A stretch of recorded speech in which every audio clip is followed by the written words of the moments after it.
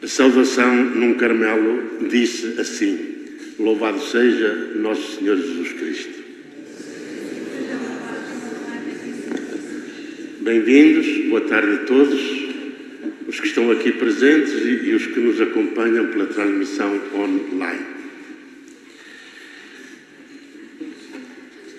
Pediram-me para fazer uma breve apresentação da irmã Ângela de Fátima e, para não me espalhar, que é a minha especialidade, escrevi o seguinte, começando pelo profeta Miqueias: E tu, Friande, não és a mais pequena entre as aldeias de Baião, porque em ti me há de nascer a Ângela de Fátima Coelho da Rocha Pereira da Silva.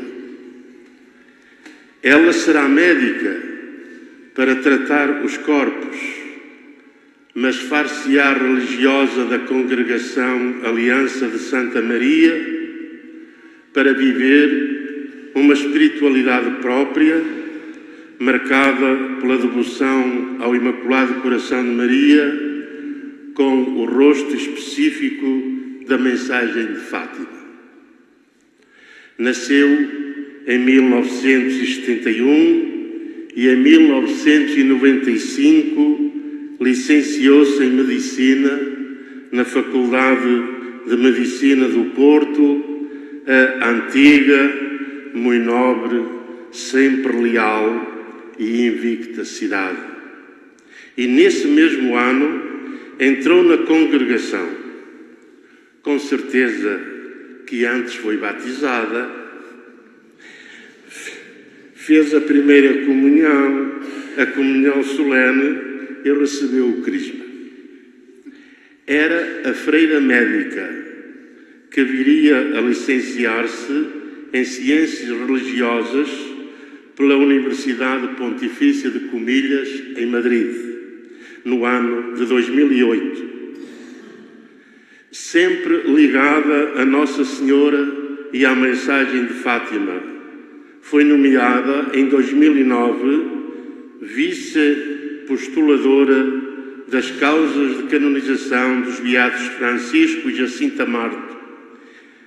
E a coisa correu-lhe tão bem que em 2014 foi nomeada vice-postuladora da causa de beatificação e canonização da irmã Lúcia de Jesus e do Coração Imaculado. Na sua congregação, depois de vários cargos, sobra-lhe o de atual superiora geral. Apesar de todas estas coisas, ainda arranjou tempo para escrever um livro de compra e leitura obrigatória, intitulado Dentro da Luz, um itinerário para compreender a mensagem de Fátima. Atualmente é também vice-presidente da CIRP, Conferência dos Institutos Religiosos de Portugal. Atendendo a tudo isto, e sobretudo porque é uma amiga do Carmelo e uma trabalhadora incansável da vinha do Pai dos Céus, pedimos-lhe que no 20º aniversário da morte da irmã Lúcia de Jesus e do Coração Imaculado nos deixasse uma mensagem. Ela aceitou.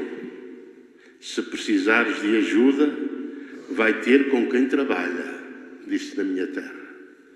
E adiantou que nos iria falar da irmã Lúcia, uma vida entre a Serra da Aire e o Monte Carmelo. A 11 de julho de 1977, o patriarca de Veneza, Albino Luciani, mais tarde Papa João Paulo I, visitou a irmã Lúcia aqui no Carmelo de Santa Teresa, em Coimbra. O encontro, segundo o seu secretário particular, Padre Diego Lorenzi, demorou 2 horas. No fim, Depois de ter saído, o cardeal sorri, era o Papa do sorriso, o cardeal sorri e disse: a irmã é pequenina, é expressiva e bastante brincalhona. Digo isto para que não leveis a mal a brincadeira com que termino esta breve apresentação. Conta-se que Santa Teresa de Jesus estava um dia inspiradíssima na sua cela a escrever uma das suas obras. Talvez como a irmã Ângela a escrever a sua conferência. E os anjos vieram em revoada a brincar com ela. Tocavam-lhe no nariz, puxavam-lhe a touca, tocavam-lhe nas mãos, na cara, na cabeça, mexiam-lhe no tinteiro, tiravam-lhe o papel.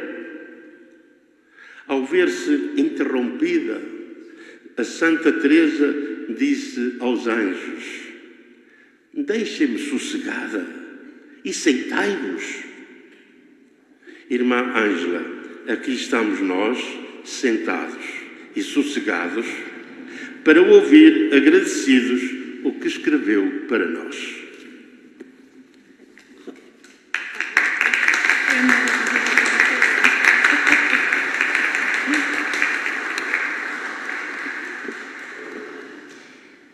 Pois, muito boa tarde a todos. Não tenho a memória de ter tido uma apresentação assim, mas fico feliz ao saber que são como anjos, sossegados e sentados para me ouvir. Obrigada, Sr. Padre Agostinho Aquino. Então vamos começar, e queria começar por saudar o Sr. Padre Vasco Costa, provincial dos Carmelitas, e em si saúdo toda a família carmelita.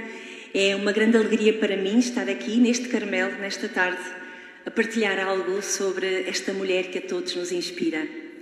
Quero saudar também o Sr. Reitor do Santuário de Fátima e em si saúdo todos os peregrinos que o somos, também pelo testemunho da Irmã Lúcia. Sei que estão aqui algumas autoridades civis, também saúdo. E deixo para o final a Madre Susana. Madre Susana, uma saudação muito amiga e em si saúdo todas as carmelitas descalças aqui no Carmelo de Coimbra e as que nos estão a acompanhar. Nossa Senhora, quando apareceu à Irmã Lúcia, disse uma frase muito bonita, que aparece em notas de rodapé, porque são em alguns testemunhos da Lúcia, é que surge, e diz assim: a quem abraçar a devoção ao Imaculado Coração de Maria, prometo a salvação, e serão como flores, postas por mim, a adornar o trono de Deus. É assim que eu vejo as carmelitas, como estas flores colocadas pelas mãos de Nossa Senhora, a adornar o trono de Deus. Por isso, irmã, muito obrigada por este convite. Então, hoje reunimos-nos no Carmelo de Coimbra para dar graças a Deus pelo dom da vida da venerável Irmã Lúcia de Jesus no 20º aniversário da sua Páscoa. Deixemo-nos, pois, iluminar pelo testemunho da sua vida, todo ele iluminado pelo mistério de Jesus. Mistério no qual a Irmã Lúcia entra, conduzida pelo coração imaculado de Maria.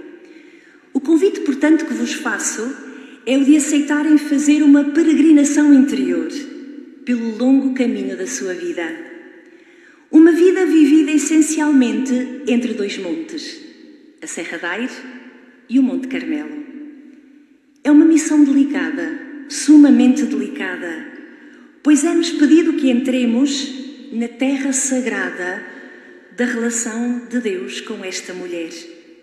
E isto, como bem sabemos, é e será sempre um segredo inviolável. Então, por isso, convidei a Lúcia a vir até nós, a sentar-se connosco. Ela está em frente ao altar. Aqui viveu 57 anos.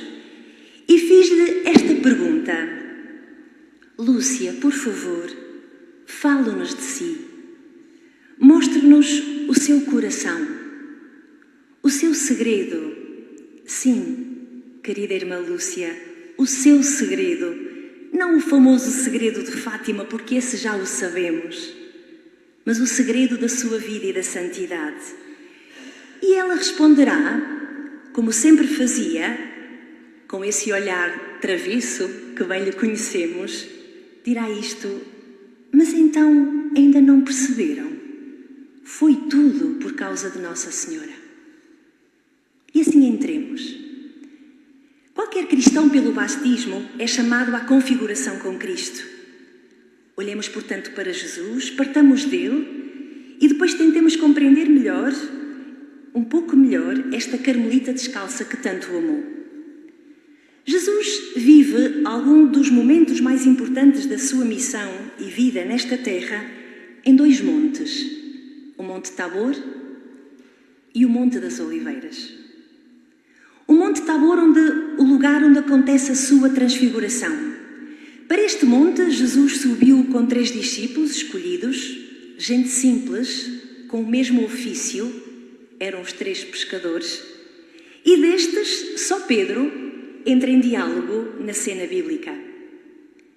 Presentes estavam ainda 2 figuras luminosas, essenciais para a compreensão da revelação de Deus na antiga aliança, Moisés e Elias. E li do padre Armindo Vaz, ilustre carmelita, que o relato bíblico, sobretudo em Mateus, não deixa dúvidas sobre essa ligação entre o Monte Alto do Tabor e o Monte Sinai, para que o Jesus que sobe ao novo Monte Sinai com 3 discípulos apareça como o novo Moisés, que subiu ao Monte Sinai com 3 notáveis de Israel.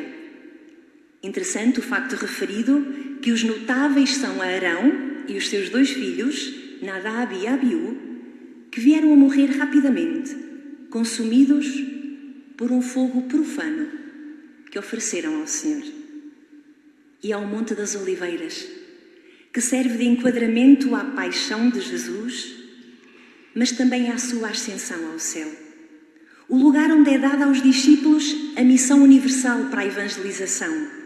Ide, fazei discípulos todas as gentes. De facto, Jesus entra em Jerusalém a partir do Monte das Oliveiras e, após a última ceia, para aqui se dirige, entrando na sua noite, a noite da agonia, da paixão, a noite da morte. E, finalmente, deste Monte das Oliveiras, Jesus diz: a graça que hoje te é concedida permanecerá viva em tua alma, produzindo frutos de vida eterna. Numa nota íntima, escrita já em janeiro de 44, no seu diário Meu Caminho, a irmã Lúcia refere que teria sentido também no fundo da sua alma, na hora em que fazia a sua consagração a Nossa Senhora, na véspera da primeira comunhão, estas palavras, e a Lúcia registra assim: vi o teu sorriso, ó Mãe, escutei o teu sim e o som da tua voz. Minha filha, a graça que hoje te é concedida permanecerá para sempre viva em teu peito, produzindo frutos de vida eterna. Uma graça eucarística com a presença mariana.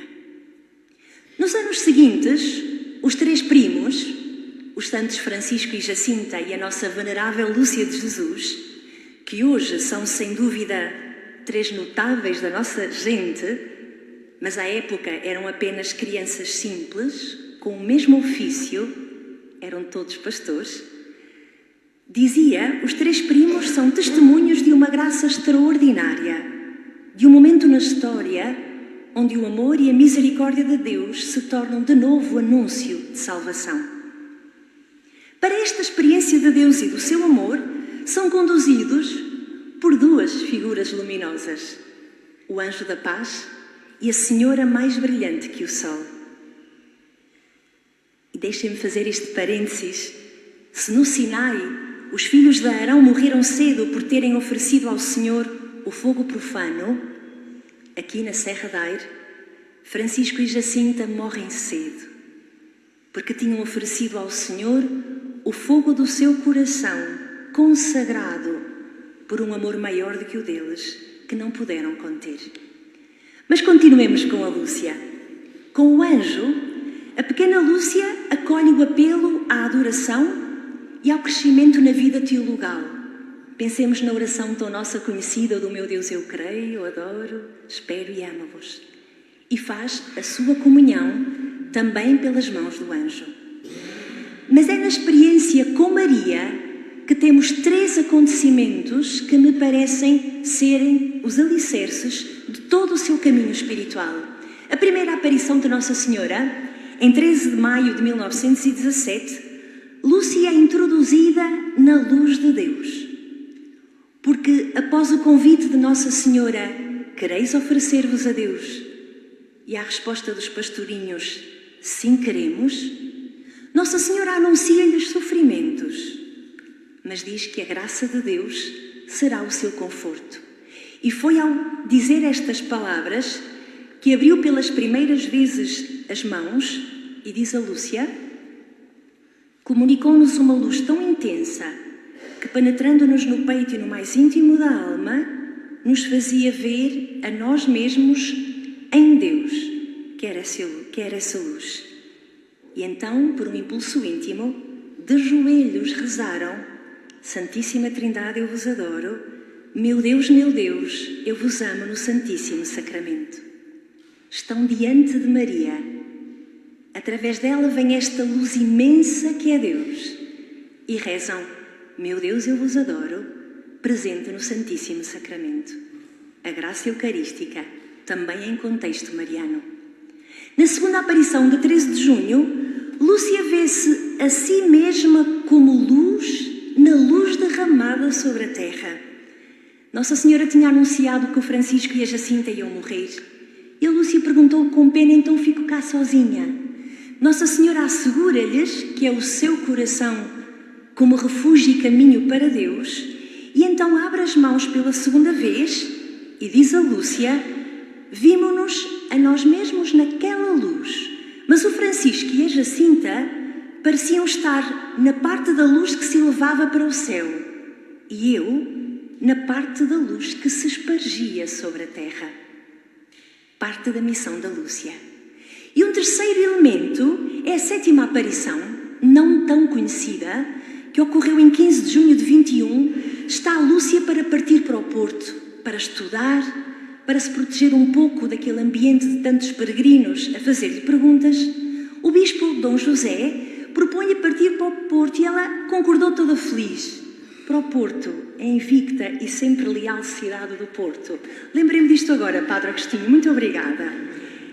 A Lúcia diz que sim num primeiro momento, mas depois as saudades do que vai deixar e o medo do futuro, que ainda não sabe o que é, fala duvidar e disse ao bispo que sim, mas agora vou-lhe dizer que não. A intenção e luta interior vai à cova da Iria, onde tudo começou. Reza, o que sempre devemos fazer quando estamos em tensão. E Nossa Senhora aparece-lhe e a sua voz traz-lhe luz e paz. Nossa Senhora diz: aqui estou pela 7ª vez, vai, segue o caminho por onde o Senhor Bispo te quiser levar. Essa é a vontade de Deus. E diz a Lúcia uma frase que vai ser um refrão da sua vida. Repeti então o meu sim. Agora bem mais consciente do que a 13 de maio de 17. E escreve: recordei a minha querida Nossa Senhora do Carmo. Tão lindo dizer isto aqui.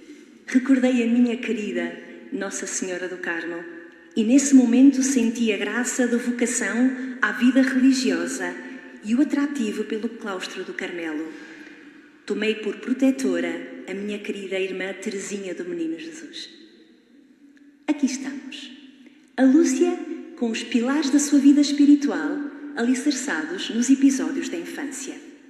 Mas, e esta é boa notícia, a Lúcia não nasceu santa. E apesar do privilégio das aparições, teve de percorrer um caminho igual ao nosso. Ao contrário dos seus primos, Francisco e Jacinta, após as aparições, a Lúcia sai da atmosfera do sobrenatural no qual foram inseridos e vai seguir um percurso espiritual marcado pela liberdade que pode acolher ou rejeitar a vontade de Deus. Ela acolhe e isto vai permitir florescer a graça batismal. Ora, para aprofundar o seu caminho espiritual, vou entrar em diálogo com alguns teólogos carmelitas, Um deles já partiu para o céu, o Beato Eugênio Maria, com a sua obra Quero Ver a Deus. É, digamos assim, o meu substrato. Um deles ainda está vivo, François-Marie Letelle, que posso já dizer-vos, em breve será publicado, se Deus quiser, um livro que ele escreveu sobre a Irmã Lúcia. Portanto, fiquemos atentos e rezemos. Talvez antes da Páscoa tenhamos novidades. Em diálogo com o Padre Eugênio e com o Padre François-Marie Letelle, e utilizando como chave de leitura toda a espiritualidade carmelitana, sobretudo as etapas de Teresa d'Ávila, as 7 moradas, e João da Cruz, vou então tentar interpretar, ou vamos tentar interpretar, o percurso espiritual da Irmã Lúcia. Sei que nos acompanham aqui gente especialista em tudo isto do itinerário espiritual. Talvez pelos meios de comunicação social nos acompanhe alguém para quem ainda esta linguagem do itinerário espiritual seja desconhecida. Portanto, os nossos muito sábios aqui presentes vão-me desculpar, mas para os que não sabem tanto, vou fazer uma síntese de meia dúzia de linhas para explicar o que é isto da vida espiritual, das etapas. Olhem, para aqueles que possam então não estar familiarizados, explico que quando falamos em vida espiritual ou em percurso de vida espiritual, falamos num caminho com várias etapas. E a tradição carmelita serve das etapas apresentadas por Santa Teresa, 7 moradas, 7 momentos, das 3 fases de São João da Cruz, enfim, ainda em síntese com outras espiritualidades ou com outras marcas dentro da espiritualidade carmelitana de Teresinha do Menino Jesus. Mas, na obra do Padre Beato Eugênio Maria, Quero Ver a Deus, que foi aquela que mais estudei, ele distingue uma fase que vai assim das primeiras às 3ª moradas de Santa Teresa, uma fase mais ascética, e uma outra fase que vai das 4ª às 7ª moradas, uma fase mais mística. E é interessante que na sua obra ele sublinha que, sobretudo na passagem das 3ª para as 4ª, uma fase mais inicial para uma fase mais madura, uma fase mais ascética para uma fase mais mística, é muito importante aquilo que ele chama o dom de si. Que o orante, que o batizado, iluminado pelo Espírito, se ofereça a Deus. E diz ele que este dom deveria ter 3 características: ser absoluto, incondicional e renovado muitas vezes. Nos últimos capítulos da sua obra, sintetizando a doutrina de Santa Teresa sobre as 6ª e as 7ª moradas, e de São João da Cruz sobre a noite do Espírito e a união transformante, onde também temos muitos contributos de Santa Teresinha, sobretudo sobre a pobreza, a esperança, a infância espiritual, o Padre Eugênio Maria diz que para passar destas 6ª moradas para as 7ª, onde temos a santidade, é preciso aceitar entrar na noite escura do Espírito, porque será ela que levará à transformação até ao santo, ao apóstolo para a Igreja.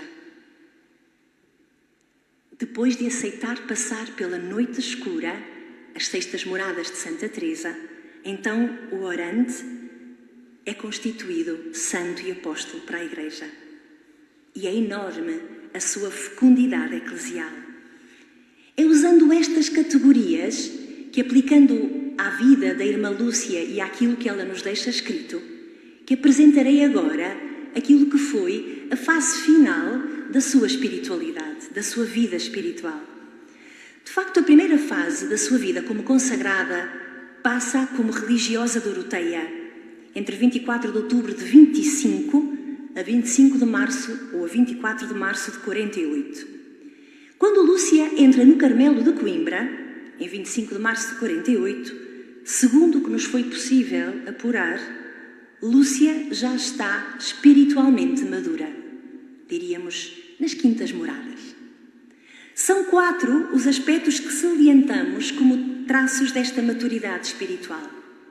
O primeiro não podia deixar de ser o dom de si, que desenvolve enquanto religiosa doroteia e que será uma nota marcante até ao final da sua vida.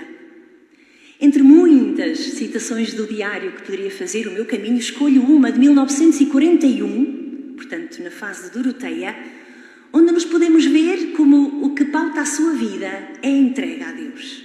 Diz ela: compreendi que o Sr. Bispo tinha razão e não podia negar-me, fossem quais fossem as dificuldades e repugnâncias. Por isso, renovei mais uma vez o meu sim, de 13 de maio de 17, e repeti: ó Jesus, é por vosso amor, pela conversão dos pecadores e em reparação pelos pecados cometidos contra o Imaculado Coração de Maria. Este sim pronunciado de forma absoluta e incondicional vai sendo de facto repetido e atualizado como um refrão continuamente intercalado no tecido da sua biografia interior. Tantas vezes vemos no seu diário, até ao fim da vida, quando havia alguma dificuldade, repetia então o meu sim, e é sempre o sim de 13 de maio de 17. Importa salientar que este dom de si na sua vida está perfeitamente ancorado no sim de Cristo ao Pai e no sim de Maria na Anunciação. Como segunda marca temos a obediência, que de facto é algo que a define também até à entrada no Carmelo e sê-lo-á até ao fim. Este desejo de só querer o que Deus quer. Desde a tal 7ª aparição de que já falei, onde Nossa Senhora a introduz: vai por onde te manda o Sr. Bispo, é a vontade de Deus. O Sr. Bispo o introduz-la no caminho da obediência. A Lúcia vai ser marcada por isto. Concretiza a obediência, pois está claro no cumprimento dos seus deveres de Estado, dos mandamentos, mas sobretudo esta obediência mediada pelos superiores. Pelos superiores do Instituto de Santa Doroteia, pelo próprio Bispo de Leiria, que vai acompanhá-la mesmo durante a sua estadia em Espanha. O exemplo concreto é a redação das memórias, entre 35 e 41, bem como a redação da 3ª parte do Segredo, que faz em estrita obediência, porque para ela é vontade do bom Deus a ordem do Bispo de Leiria. Vemos também como vai assumindo com muito desprendimento tudo o que lhe vai sendo pedido, concretamente o Bispo do Porto, quando se está a decidir para que Carmelo vai a Lúcia, é muito nada, sem direta ou indiretamente falar do meu miserável ser. Por isso o grande desejo da Lúcia, vai ela escrever no seu diário, era ser uma pedra escondida nos alicerces do triunfo do coração de Maria. Como quarto aspecto da sua espiritualidade, isto antes de entrar no Carmelo, temos a centralidade de Deus, que se verifica numa relação cada vez mais consciente que tem com a Santíssima Trindade, com Jesus Eucaristia e com a Virgem Maria, como realidades que estão presentes na sua vida, embora nesta fase como que ainda exterior à sua pessoa. Ouçamos um exemplo entre muitos. Desde 1926 a 43, tive a felicidade de poder fazer quinta para sexta-feira a hora santa de adoração, das 11 à meia-noite. E nas primeiras sexta-feiras ficar em adoração diante do Santíssimo, solenemente exposto toda a noite. São horas de intensa intimidade e ardente amor. É admirável como o Senhor desce para transformar e levar o nada ao Ser Supremo que Ele é, o amor. E diz ela: e vou calar-me, porque neste campo se falasse diria loucuras. Mas também acrescenta: por vezes também o Senhor me deixa sentir o cansaço e o sono. Tão bom que ela é parecida connosco, não é? Faz-me sentir o cansaço e o sono. Então são horas de luta, de sacrifício, de penitência.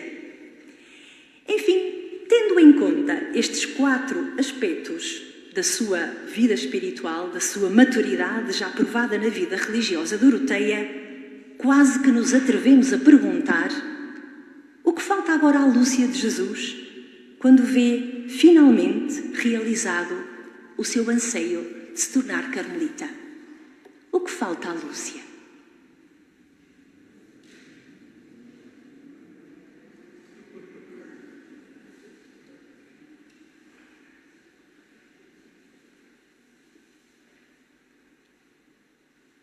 Estamos à entrada do Carmelo.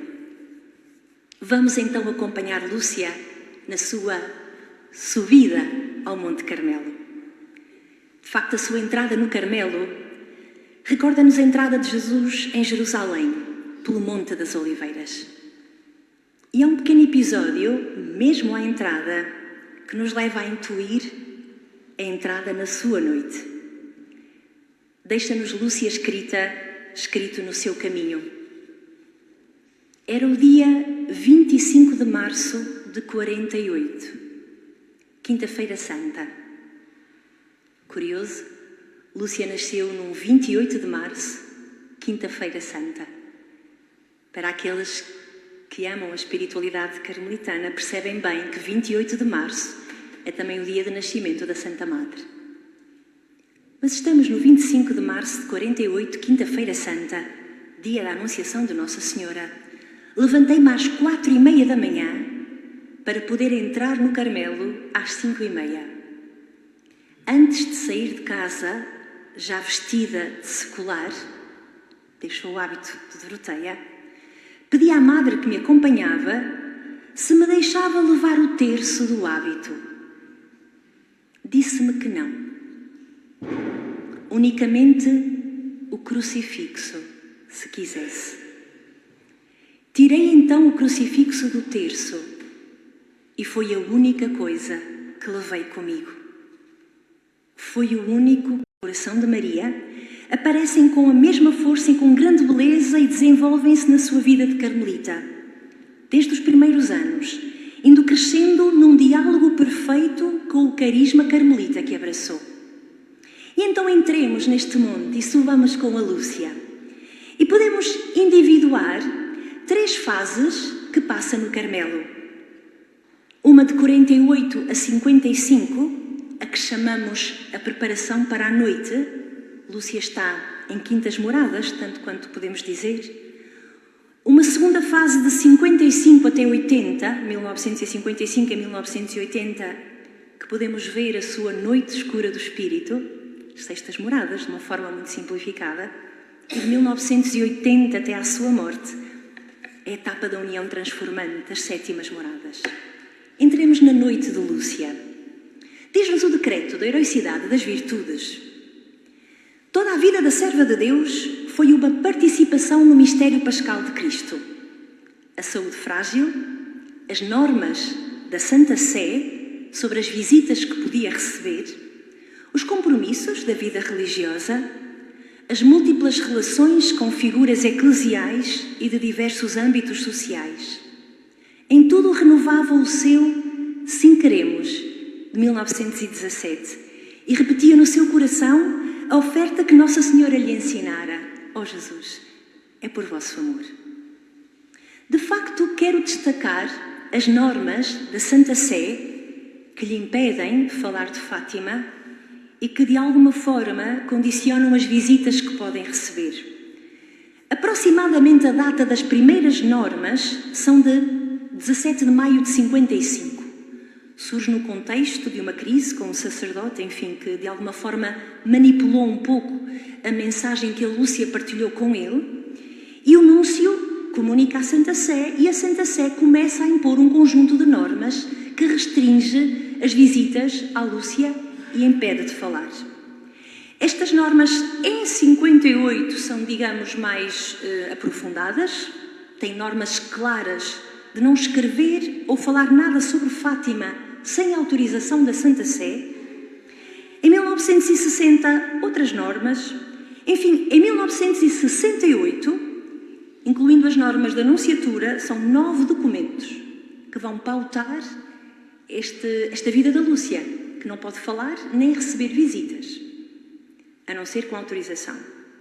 Só em 88, portanto 20 anos mais tarde que estas últimas normas, a Santa Sé passa para o Bispo a autorização de visitas. Portanto, já não é preciso recorrer à Santa Sé, mas o Bispo de Coimbra e de Leiria Fátima poderão autorizar as visitas. E em 91, a Santa Sé vem explicar que as normas são de proteção e defesa, não de imposição, referindo-se apenas a pessoas desconhecidas e indiscretas. Meus queridos irmãos e irmãs, não deixa de ser impressionante verificar que é precisamente sobre aquela que é a vocação da Lúcia, dada por Deus, difundir no mundo a devoção ao coração de Maria, é sobre esta missão que a Santa Sé vai ter uma intervenção. Faz-nos lembrar a vida de alguns grandes santos que conhecemos. Compreendemos esta prudência por parte da Igreja.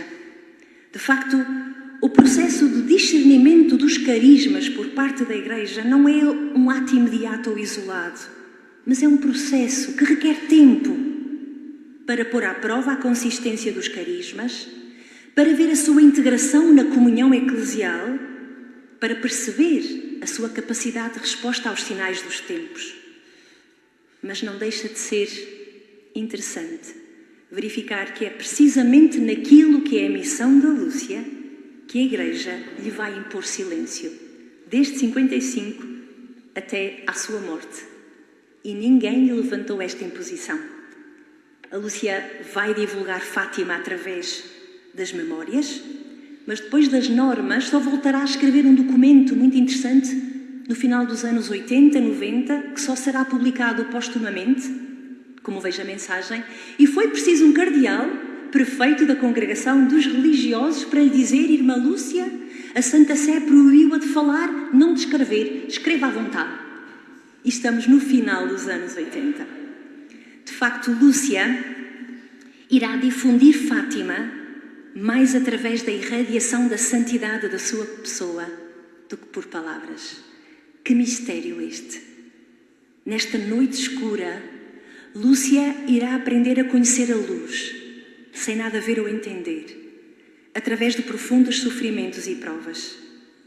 Misteriosamente, nesta década de 60, 70, Lúcia é espiritualmente associada, eu diria, à noite da Igreja do pós-concílio, à noite escura de Paulo VI, que logo ali nos anos imediatamente ao Concílio Vaticano II sofria com todas as vicissitudes. Contudo, nesta participação do mistério pascal de Cristo, nota-se uma progressão na sua configuração com Cristo crucificado. De novo, entre muitas notas, individuamos três notas que estão registadas no meu caminho auxiliar espiritual, que nos mostram como até na configuração com o mistério pascal, a Lúcia vai aprofundando. E vejamos a mesma data, 31 de maio, a data da sua profissão religiosa, separada nos anos. E vamos ver como ela evolui na forma como absorve o mistério pascal. Escreve em 67, está em plena noite do Espírito. Faço 18 anos de profissão no Carmelo. 18 anos de graça, sim, mas de cruz também. Quantas coisas ficam escritas só nesse livro eterno que Deus conhece e basta. Porque na terra é melhor deixar no silêncio da caridade, da prudência e renúncia tudo aquilo que sofremos pelo amor do Senhor, configurando-nos com Ele, no caminho para o Calvário, escutando os gritos, pedindo para o seu, benfeitor a crucifixão e a morte. Nada lhe deixam, nem honra, nem vestido, nem vida. Lúcia em noite escura. Mas depois, numa fase mais positiva da noite, em 74, no mesmo dia 31 de maio, vai escrever: se Deus quiser, completo 25 anos de profissão religiosa no Carmelo.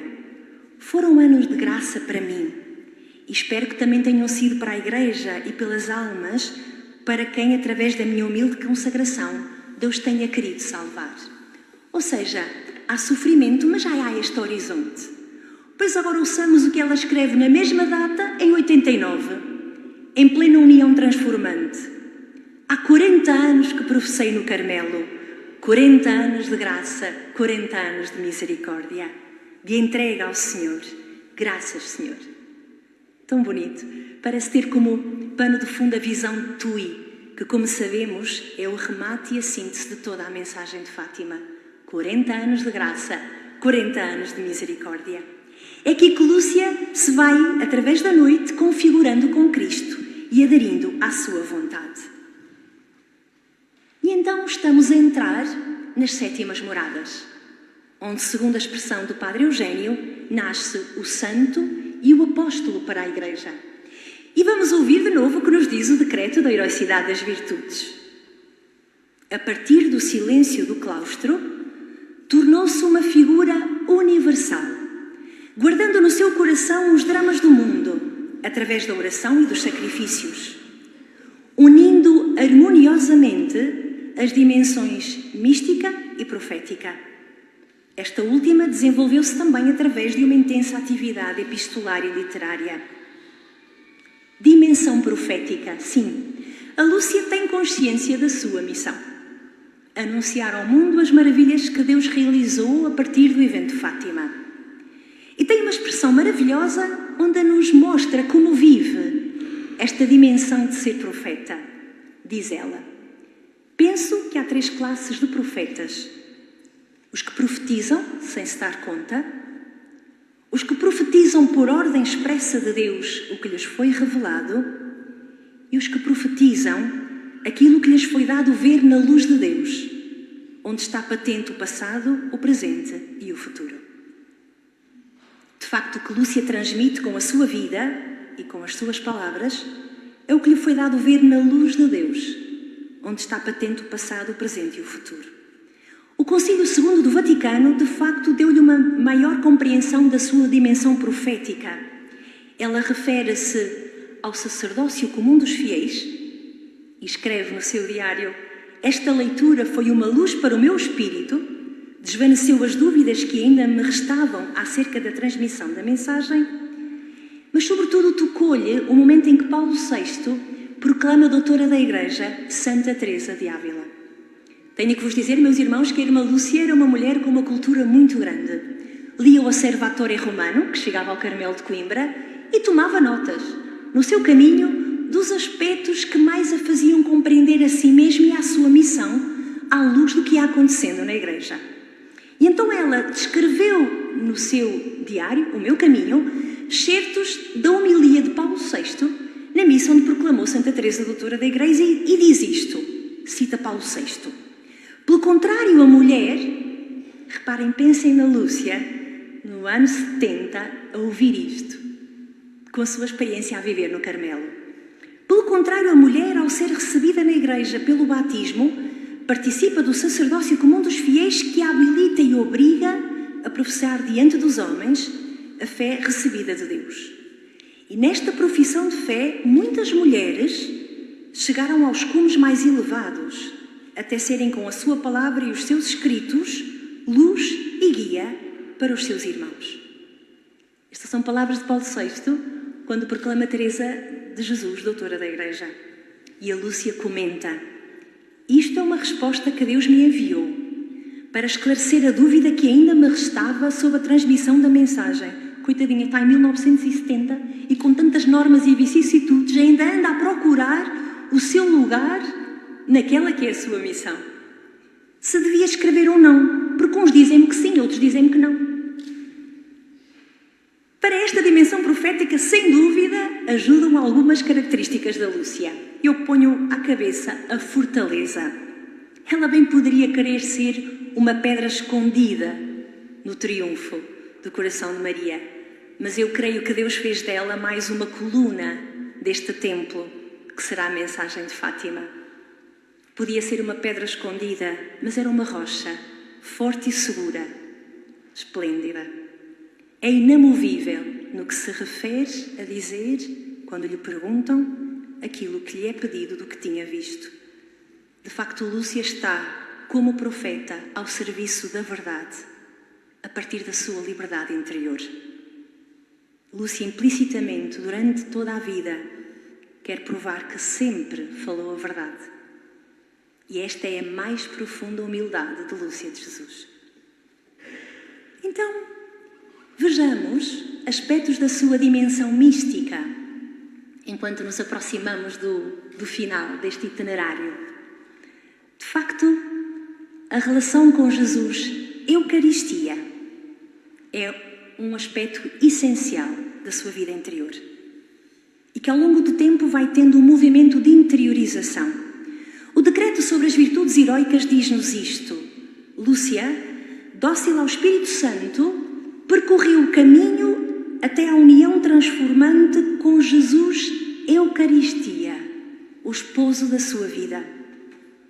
Tudo começa com a graça da primeira comunhão, já referida, esta graça eucarística e também mariana, na aparição de 13 de maio, aquele mergulhar na luz de Deus, e em 6 de abril de 51, há uma expressão no seu diário, no meu caminho, que nos diz, primeira sexta-feira, faço o retiro do mês. Sinto a presença de Deus, sinto que sou o seu sacrário vivo, onde Ele mora com misericórdia infinita. E isto ela irá repetir. A partir deste momento vai notar-se em Lúcia esta consciência sempre crescente de uma inabitação, a presença de Deus na sua alma, unida à presença eucarística, até chegar a viver na união transformante, uma verdadeira transformação eucarística, se assim o podemos dizer. De facto, a novidade do seu caminho é que a experiência da inabitação do Deus Trindade, nela, está relacionada com a Eucaristia. Vejamos uma nota do seu diário, de 85. Lúcia já está em plena maturidade espiritual. Santíssima Trindade, Pai, Filho e Espírito Santo, adoro-vos presente em todos os sacrários da terra. E diz ela, sacrários de madeira, sacrários de mármore, sacrários de bronze, de prata, de ouro, não sei, sacrários vivos de carne, esses como o meu tão pobre, onde tu habitas, onde moras. E no livro, como vejo a mensagem, o último da sua vida, já publicado postumamente, como disse, continua presente esta mesma experiência de ser um sacrário vivo para Jesus Eucaristia. E escreve numa poesia, hóstia pequena, quero ser contigo, faz de mim para ti o teu sacrário vivo. Tanto poderia dizer, mas o tempo avança. Temos o amor à Igreja, sim. Lúcia oferece-se pela Igreja, pela unidade na Igreja, um outro tema que abarca a sua missão. Leva a unidade gravada no seu coração, e esta é sempre uma das grandes intenções da sua oração. Para ela, não estar em comunhão com o Papa e a Igreja é não estar em comunhão com Cristo. Preocupa constantemente a unidade na Igreja, a unidade na comunidade, a unidade na ordem. Sempre procurou, como testemunho de autenticidade da sua oração, a unidade na comunidade. E sublinho uma frase dedicando sobretudo às minhas queridas irmãs carmelitas e a todas as nós que somos religiosas e que vivemos em comunidade. Diz ela, vejam a sabedoria, para se manter a união na vida comunitária é preciso saber deixar passar muita coisa, compreender as deficiências para desculpar, saber apreciar os valores para tê-los em conta. A nossa vida de união comunitária deve ser um testemunho de fé, de esperança e de amor, como Cristo pediu ao Pai, que eles sejam um, como tu e eu somos um. Continuamos na sua grande virtude da humildade, uma que a caracteriza e que a fará dizer sempre e sentir-se instrumento nas mãos de Nossa Senhora. É muito consciente das suas fraquezas e já com alguma idade vai dizer: sinto muito tudo que contradiz a minha maneira de ver e sentir. Que preciosa esta frase. Sinto muito tudo que contradiz a minha maneira de ver e sentir. Tenho que morrer para que os outros vivam. Cristo também morreu para me dar a vida. E quando alguém a elogiava ou lhe dizia: veja, irmã, que maravilha de coisas faz, ela diz: é tudo por causa de Nossa Senhora. E ainda com 69 anos, escreve no seu diário: eu reconheço que não me favoreceu Deus com um tom de voz doce, adocicado e humilde. Este é um campo de ação em que precisa ainda de trabalhar. Tão lindo. Com 69 anos reconhece bem o tom de voz adocicado e humilde, Deus não me deu. É algo onde ainda tenho que trabalhar. Maravilhoso. Com 69 anos e esta mulher ainda quer mudar. Que testemunho precioso. Finalmente, a sua missão eclesial. Lúcia tem um sonho. E creio que tem este sonho desde o dia 13 de junho de 17, quando lhe foi dado ver-se a si mesma na luz que se espargia sobre a terra. É ser luz, luz de Jesus e de coração imaculado, como diz o seu nome. Primeiro, numa fidelidade à vocação de transmitir a mensagem que irá fazer nos seus mais de 86 anos, como pode, com escritos, com entrevistas, com interrogatórios. Ser luz foi algo que sempre albergou no seu coração. E isto de ser luz não é fruto de um trabalho intelectual, mas é infundida na alma pelo amor. Não vem do exterior através dos sentidos, mas jorra da sua experiência interior do amor de Deus tão purificado. No seu diário, Lúcia descreve esta experiência da luz a acontecer na sua vida. Ser santa é viver a luz de Deus que habita em mim. Viver na luz, viver da luz, viver para a luz. Ser receptáculo da luz divina, dessa luz que é Deus que mora em mim e que me absorve em si. Sou assim uma pequena centelha da luz imensa que é Deus. De facto, no meio das vicissitudes próprias da noite do escuro, da noite do Espírito, o Senhor preparou Lúcia para esta grande missão de ser luz para os seus irmãos e irmãs e assim realizar, também através de uma intensa atividade epistolar, a missão que lhe foi dada em 13 de junho de 17. De facto, a luz imensa que era Deus e que a Virgem Maria lhe infundiu, levanta-se agora e brilha sobre ela, atraindo multidões. Lúcia transformou-se de facto numa luz que se espargiu sobre a terra inteira. Uma apóstola que evangeliza agora a Igreja e o mundo inteiro no silêncio e no escondimento da sua vida contemplativa. Sim, de repente, é como se o mundo inteiro levantasse o olhar e, na escuridão da sua noite, no horizonte, descortinasse esta luz. E correram atrás dela. Vieram ao seu encontro, atraídos pelo amor, nesta chuva de cartas que todos os dias chegava ao Carmelo. De facto, depois de 1970, mais de 70.000 cartas oriundas de todas as partes do mundo e de todos os estratos e camadas sociais chegam ao Carmelo. Todos acorrem e batem à porta do seu Carmelo, este de Coimbra, à espera de uma palavra, de um conselho, de um conforto, um bálsamo para as suas dores, um saber que são recordados na oração junto de Deus e da Virgem Maria. E todos encontram um lugar no coração e na oração de Lúcia de Jesus. Encontram nela uma irmã, uma verdadeira mãe. O coração da Lúcia, purificado pelo amor, como que se dilata até às dimensões do coração de Maria, tornando-se participante da sua maternidade. E aqui chegamos a uma última característica da Lúcia, o amor à Nossa Senhora. É interessante notar como se vai aprofundando e como Lúcia vê a sua relação com Maria através dos textos do Evangelho. E o mistério da encarnação é um dos mistérios que mais a fascina e contempla. Muitas reflexões temos a partir da década de 70 sobre a importância do rosário. Num deles a Lúcia escreve: a Ave Maria é um jato de luz que irrompeu da primeira revelação do mistério da Santíssima Trindade. É precioso este comentário. Para Lúcia, a Virgem Maria é a mistagoga no seu percurso espiritual. É evidente a condução sábia e discreta de Nossa Senhora pelos caminhos da configuração com Cristo, com Deus Trindade. De facto, a Nossa Senhora, Lúcia recorre incessantemente pela oração do Rosário, pelo pensamento tantas vezes a ela elevado, pela forma como lê a sua própria vida da Lúcia a partir do mistério de Maria. E de facto é uma relação que se aprofunda desde o exterior até viver no interior do coração de Maria, num crescente processo de interiorização.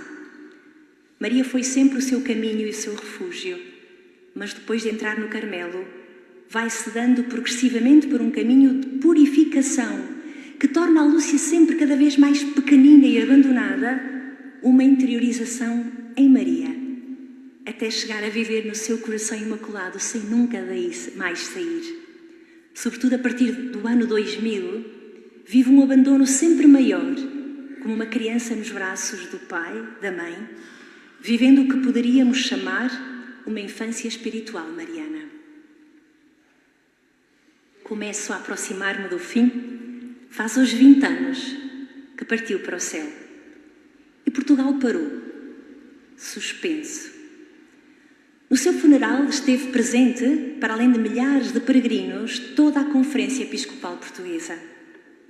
E Dom José Policarpo, patriarca de então, referia-se à missão da Lúcia, vivida na simplicidade da sua vida de carmelita, como algo que o tocou. Diz ele, palavras de Dom José Policarpo, na morte desta mulher, qualquer coisa tocou Portugal. Quando um projeto de Deus é anunciado com tal clareza, só me resta procurar segui-lo e ser-lhe fiel. E como que atribui à Lúcia uma missão específica? Estamos comovidos, não tanto porque ela morreu, mas porque hoje, entre Fátima e o céu, uma nova ponte se estabeleceu.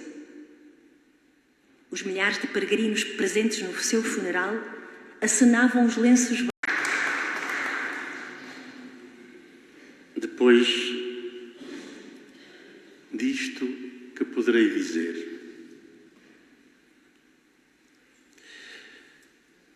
aprecia-me só repetir o que ouvimos aqui. Abramos os olhos.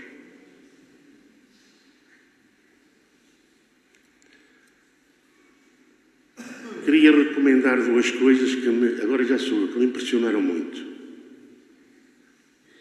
Basta um crucifixo e o sacrário. Só um crucifixo. E o sacrário, não o de madeira, nem o de ouro, nem o de prata, mas o sacrário de carne. O meu, o teu. Somos morada de Deus. A oitava.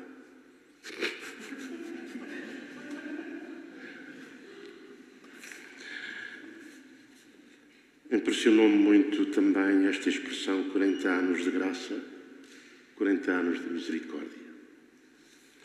E por aí fora. Mas a conferência já foi. Muito obrigado, irmã. Nestes 20 anos, a Lúcia tocou Portugal através da sua presença e do seu escrito. E, em nome de todos, levamos também um compromisso. O compromisso de termos um itinerário espiritual. E descrever o meu itinerário espiritual. Quem tiver dificuldade pode resumi-lo só numa palavra: o dom de si. Basta isto. Absoluto, incondicional e renovado, muitas vezes. Impressionou-me muito também, isto sobretudo para quem já tem caminho andado e ainda não acabou, porque isto nunca acaba, as coisas de Deus nunca acabam. Impressionou-me muito esta repetição da Lúcia. Renovei o meu primeiro sim, que é o melhor. Pelo menos dizem que não há amor como o primeiro, e não há sim como o primeiro. O que é preciso é renová-lo muitas vezes. Irmã Lúcia, ajude-nos a abrir os olhos. Obrigado.